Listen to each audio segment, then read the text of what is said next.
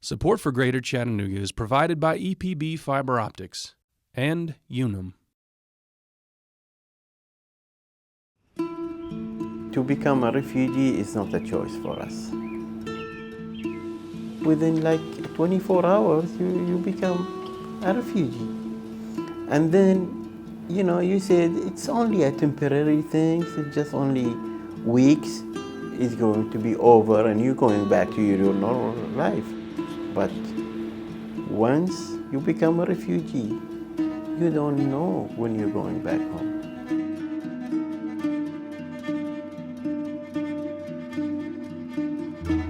This is the biggest refugee crisis since World War II. About 65 million people are displaced in the world. 20 million of them are considered refugees and have a well-based fear for their lives. These people cannot go back to the countries of their origin. Their hope is to be resettled in another country.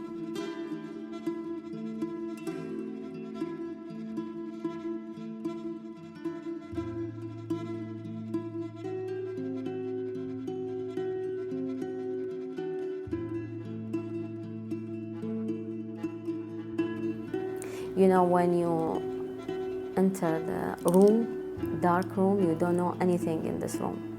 And you start to use your candle, it's not light, candle, to see everything step by step. It was like this, but we had this hope to start over, to start a good life here. Tennessee in our own language. Tennessee, it's mean like you forget. Mm-hmm. Yeah. So it's just like when you say, did you forget? Are you Tennessee? So we want to forget what we had. Yeah. Before. So it was like, yeah, you're going to Tennessee. Oh, I'm going to be forgetting over there. It was really funny. It's nice when they've been informed us that you're going to Tennessee and Chattanooga. I think because we are lucky to come here.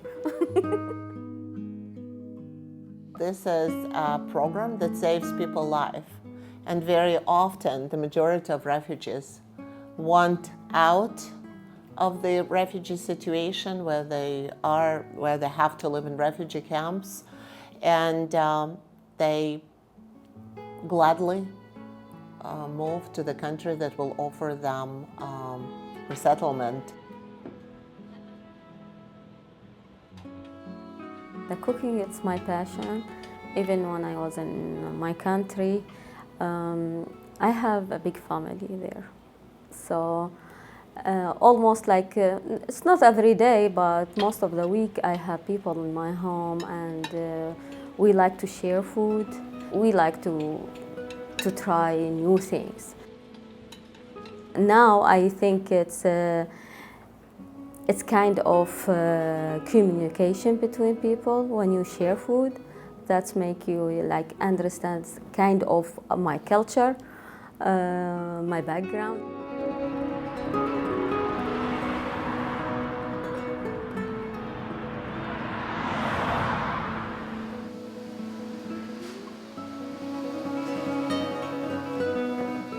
We are a small business, and inevitably that means we can only hire so many people. And because we want to be sustainable and product driven, we have to grow with the sales, with the business. So, I kept coming back saying, well, we want to do this good, but how do we do more? If we can only hire 2 or 3 people at a time, how can I reach more refugees? How can I empower them more? And that's when we started to get into this idea of, well, we want to do international food, but we don't have the money to just go out and start a cafe. So how do we start incorporating cultural cuisine to Chattanooga, which we feel lacks a good bit, but in a way that also brings the refugee aspect. And so that's when we started working with some of the other refugees out of Bridge that have a desire to cook, maybe have a part-time job, be a part of a catering company. And we're just the host, and we're putting on an experience. They're the ones bringing the food, and so it's a huge collaboration to showcase their food and in turn hopefully give them a platform to start their business.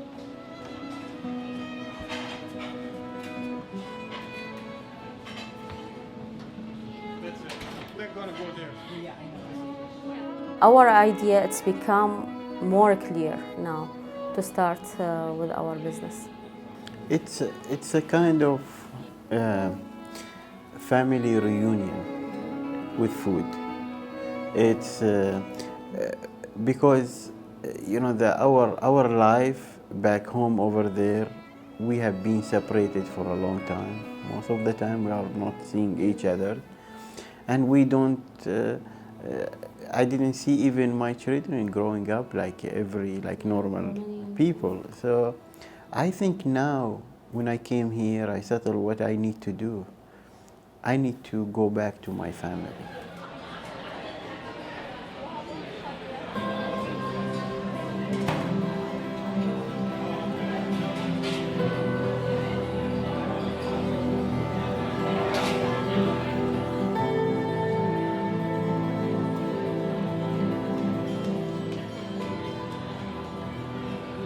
They understand how to adapt, and so they've come to America and said, like, we are Iraqi and we're going to cook Iraqi food, but we have to figure out who's our audience, how do we reach them, and they're just so humble to say, like, we want to start something and we want to go beyond our community. We want to give Chattanooga this culture and diversity, and so they're just willing to do whatever it takes. And one of those examples was going through the Co-Starter Startup Program with Launch. You know, he just completed 9 weeks of that, and that's proof of him saying, I'm going to do this, I'm going to do this well. And so he's just an awesome first experiment to see him really going through that, and we're just playing a small role and excited to see that. And so I'm like, well, I can do this more. These are the most resilient, most motivated people who were put in most complicated conditions and situations and managed to survive, and managed to not only to survive personally, but support their families through all of that. These are not weak of heart people. So I think in business, drive and never giving up, because there will be ups and downs, we know that. But refugees are the people who were tried in very complicated circumstances and never gave up on their dreams before, and definitely will not give up on their dreams here. Their goal is to give back to the community. You know, they're not only trying to build a business for themselves. I think one of the aspects of resettlement is integration and becoming productive, and at the same time contributing member of this community. And this is on the top of their list. Thank you very much. I think this is a kind of to being together back again and doing things which is we are really good at it.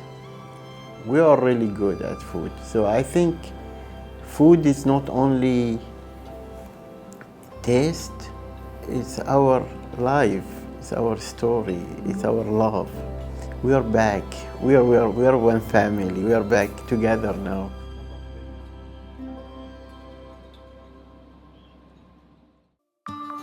If you're a fan of Greater Chattanooga, support it. Becoming a sustaining member of WTCI is easy and affordable, and it makes a big difference. Visit greaterchattanooga.org/donate. Thanks.